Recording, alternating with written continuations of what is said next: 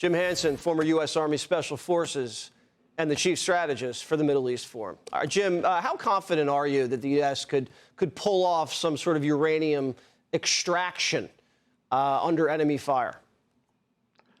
We can absolutely do it. And I think I want to tell all the IRGC leadership now who's watching this show that don't doubt President Trump has the resolve to make that call.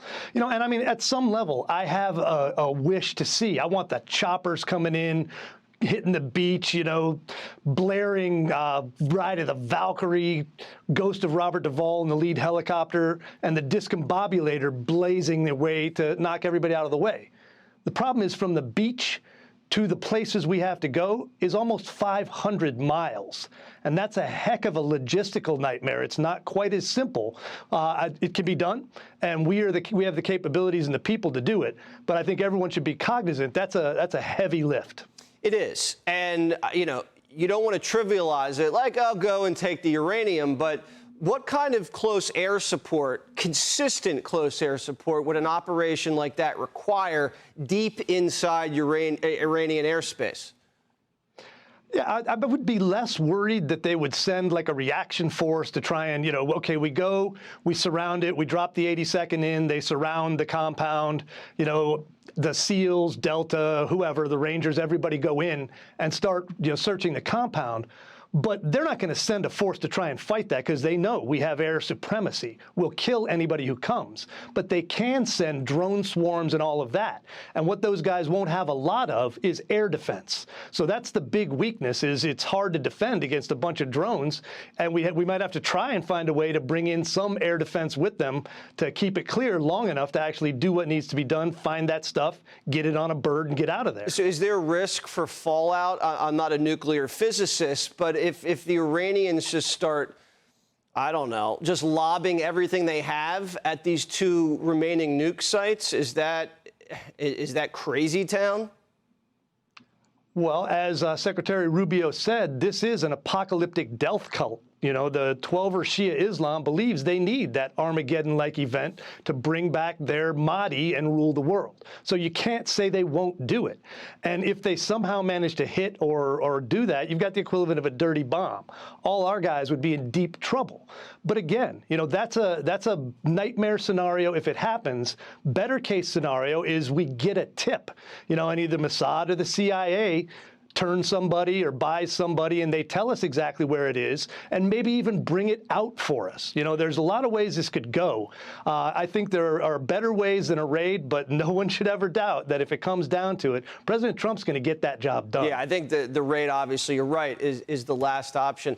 What have you heard about the discombobulator? Because I hadn't heard anything in that much detail since Halpern said it made everybody yak. You know, there's a lot of directed energy weapons that we've had for a while, and we've tested them. There's some that can make you feel heat. You know, there's sound waves that can make you just freak out and discombobulate you. What exactly they're using and what was used in Venezuela has not been publicly announced.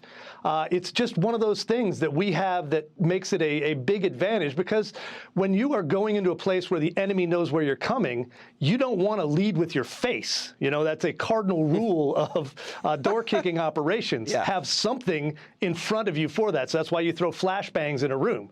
This is a directed energy flashbang to blow everybody's mind and hopefully get our guys in and safely back out. Yeah, I learned that in boxing. Never lead with your face, Jim.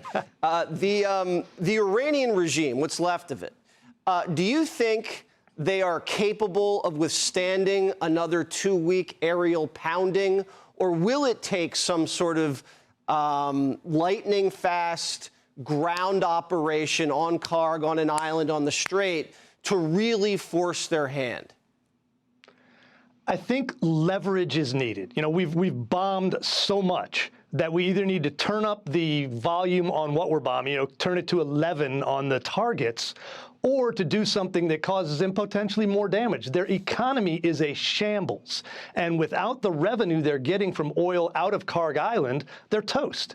So whether you go and seize it or whether you just blockade and say any ship that tanks up at Kharg Island, thank you for that, we'll take your oil, as President Trump mentioned.